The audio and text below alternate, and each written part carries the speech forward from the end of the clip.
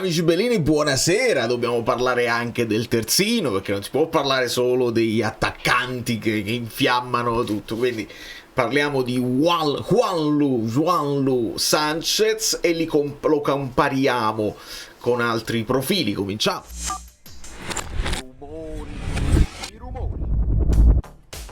Nel ringraziarvi perché abbiamo scavallato i 27.000, grazie anche a Vicienz Vis e a tutti quelli che si sono iscritti in tanti. Se insistiamo, ciao, se tu sei nuovo, benvenuto, magari iscriviti al canale così arriviamo a 28.000 prima dell'inizio del campionato, perché c'è l'estate lunghissima, caldissima, veramente si muore. E il 28 mi ricorda Paolo Cannavaro, quindi continuiamo questo sfizietto e mi aiutate lasciando un like per le notizie di mercato che annoiano qualcuno ma che divertono altri, perché a me diverte più che fare il nome che viene chiacchierato, così fare un minimo di analisi.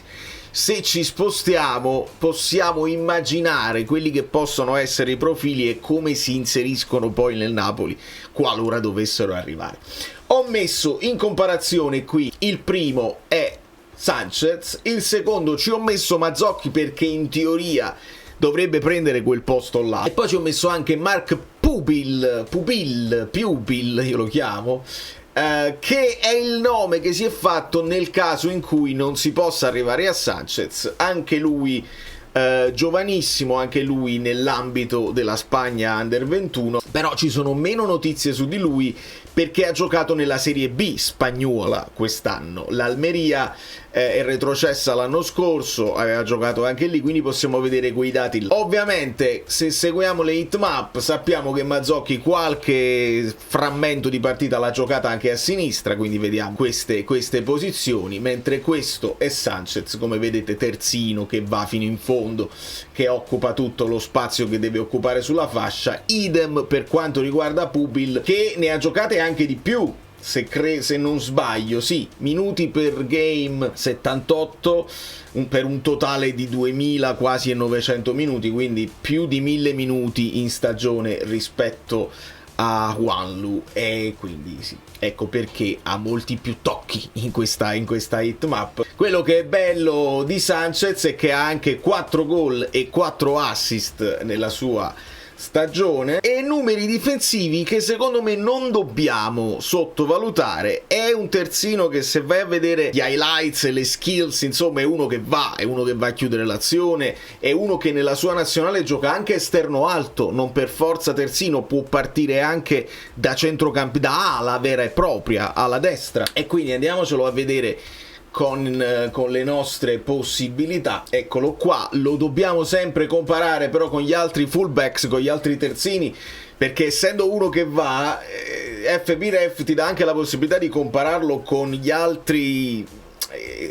attacking, con le ali proprio, con gli attacking midfielders, e se li confronti con quelli ovviamente ti risulta male. Ma se lo confronti non con i centrocampisti, anche con i centrocampisti non è malissimo, ma se lo confronti con i terzini, ecco che soprattutto ricordate sempre, noi non facciamo debiti, la roba è tutta pagata, che è una cosa importante, capito? Perché non ci stanno mutui, leasing e cose che sono stati fatti, o bond, James Bond.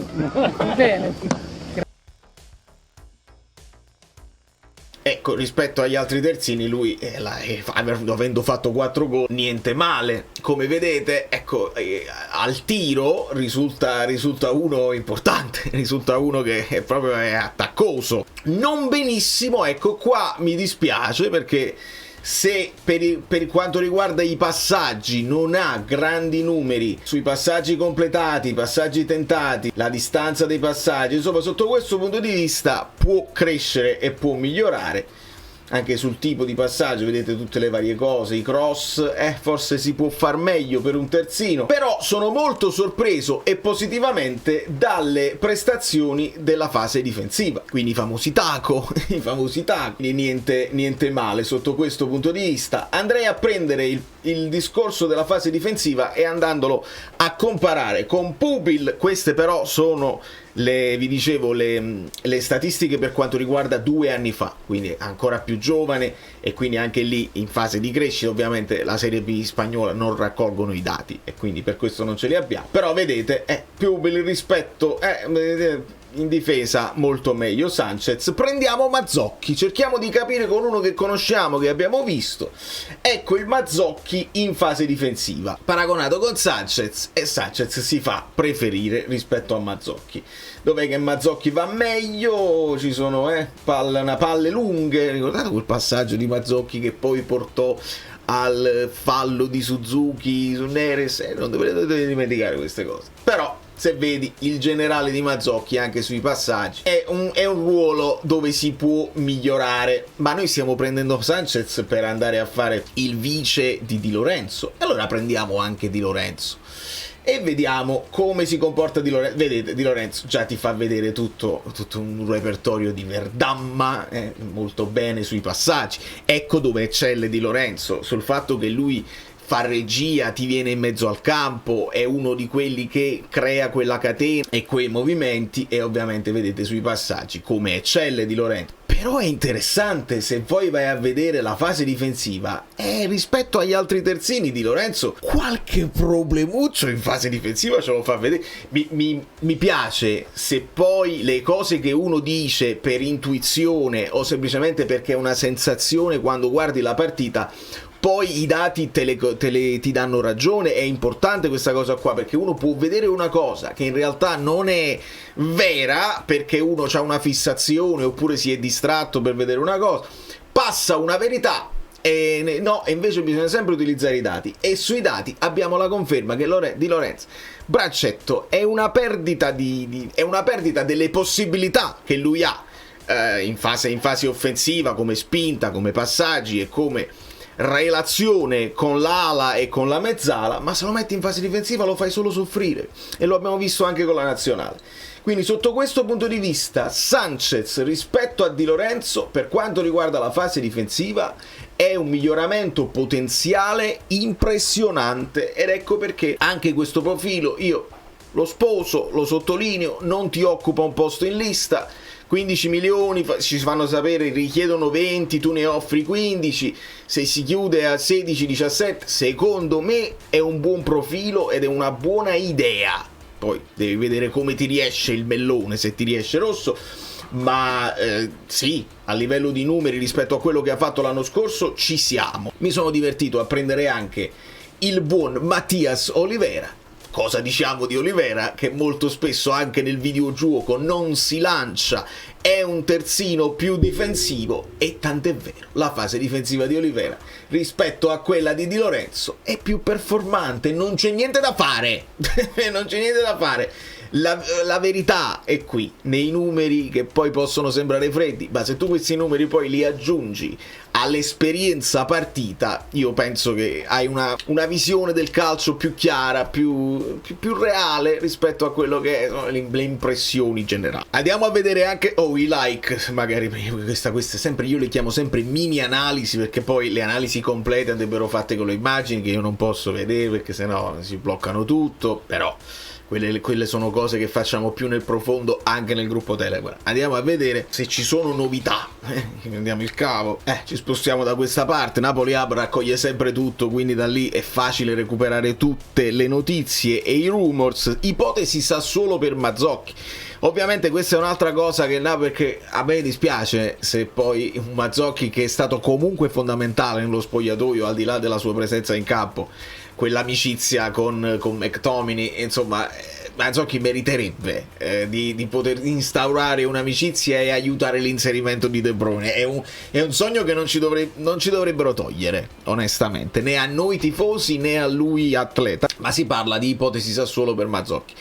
Quindi qua dobbiamo capire se anche per una questione di liste togli Mazzocchi, metti Wanlu e ti liberi un posto, quindi probabilmente il Napoli ci sta ragionando sotto questo punto di vista. Ovviamente si rincorrono tutte le notizie, quelle dove si insiste su Nunez, se si parla ancora di Noah Lang o Noah Lang, vediamo come lui preferisce essere chiamato. Si parla ancora di Chiesa. Io onestamente, ripeto, mi faccio trovare anche entusiasta da una serie di profili anche nuovi su Chiesa. Skipperei, non lo so perché ho questa sensazione, skipperei. Questione Beukema, sempre probabilmente caro rispetto a quello che vuole spendere il Napoli. E poi guarda un po', il Pedulla ha parlato di Vergara, ve ne ho parlato ieri di Vergara, ricordate perché il confronto coi Taco? Però Vergara verrà valutato da Conte, vediamo, non lo so onestamente. Poi ci fanno sapere pure che il Siviglia ha bisogno di vendere entro il 30 giugno e si parlava del Siviglia anche possibilmente interessato a Simeone, e il Napoli potrebbe a quel punto anche inserirlo in una trattativa e quindi abbassare ulteriormente quelle che sono le richieste. Ti togli Simeone, metti Wallu praticamente a zero, ti vendi i Mazzocchi e poi riversi tutto quello che dovrebbero essere i soldi che ti arrivano da Osimhen in Darwin Núñez. Fatta per Rafa Marin al Villarreal, 2 club hanno finalizzato, un altro prestito e poi opzione d'acquisto a 15 milioni, va bene. Lo possiamo lasciare breve questo video, perché breve, insomma, dipende da uno come, perché fa caldo e non vi voglio tediare. Stasera gioca l'Inter, stasera per me, per voi è notte, non ve la vedrete, magari vi dirò se avrò il tempo di vederla come stanno giocando, perché sarà interessante capire. Questo è ancora un finale di stagione con nuovi presupposti, con il nuovo allenatore, con nuovi giocatori, ma è ancora il finale di quello, devono ancora andare in vacanza, poi tornare e rifare la preparazione. Non sappiamo se questo porterà dei problemi o dei vantaggi addirittura, perché hanno il tempo di testarsi in una competizione già, e quindi già scrollarsi quelle che sono le paturnie del finale di stagione travagliato che hanno avuto. E poi nel finale, giusto una curiosità tecnico-tattica, questo è l'uomo che ha rilevato il Napoli Basket e mi hanno chiesto, insomma, tu sai niente perché quello viene da New York eccetera eccetera. Io non so niente, veramente sul basket sono ignorantissimo. Ho ascoltato un pochino, c'è un video di Calcio Napoli 24 che è l'unico che ne sta un po' parlando. Il Matt Rizzetta, interessante il personaggio, ci ha parlato anche di Shaquille O'Neal, mio carissimo amico, insomma, che nell'occasione di questa foto non mi cagava proprio, ma va bene così. Potrebbe rientrare la figura di Shaquille come una figura magari, non so se dirigenziale, a livello di investimento ci devono ancora ragionare, però potrebbe essere una figura che potrebbe anche essere una sorta di ambasciatore, vedremo. Shaquille O'Neal ha le mani in pasta in qualsiasi affare, è uno di quelli, e Shaquille O'Neal ha un net worth di 500 milioni di dollari. Per capirci, il net worth di De Laurentiis è di 50 milioni, poco più del net worth di Giada De Laurentiis, che insomma è conosciuta in America forse più di Aurelio, forse più di lui, ma non si sa il net worth di Matt Rizzetta, che si sta adesso affacciando in queste avventure un pochino più importanti. Lui è attualmente anche proprietario del Campobasso Calcio, del Brooklyn Calcio femminile. Il femminile sta in Serie A, diciamo, del calcio femminile, mentre il Brooklyn maschile è in Serie B, se vogliamo chiamarla così. E poi anche il calcio Roma femminile, che non è quella Roma proprio, un altro calcio femminile a Roma, e poi delle un brand di magliette, insomma, che fanno le magliette così. È interessante vedere questo imprenditore di origini ovviamente del sud Italia, poi da New York torna in Italia ad investire nel sud. È una cosa interessante che cercherò di approfondire un pochino. Il Napoli Basket sta cambiando molto anche a livello di coach, anche di dirigenza, e hanno delle idee molto innovative, vengo a capire anche rivoluzionarie. Vediamo se tutto questo avverrà, perché si rendono conto, l'hanno detto, dice a Napoli. Vincere una volta a Napoli significa entrare nella storia, a dispetto di altre realtà dove puoi vincere, sì, oramai è quasi dato per scontato. Se lo fai a Napoli è tutto un altro paio di maniche. Da New York, proprio come Matt Rizzetta, Valerio Fluido è tutto, ci sentiamo, ci aggiorniamo, ci baciamo però piano perché fa cavolo.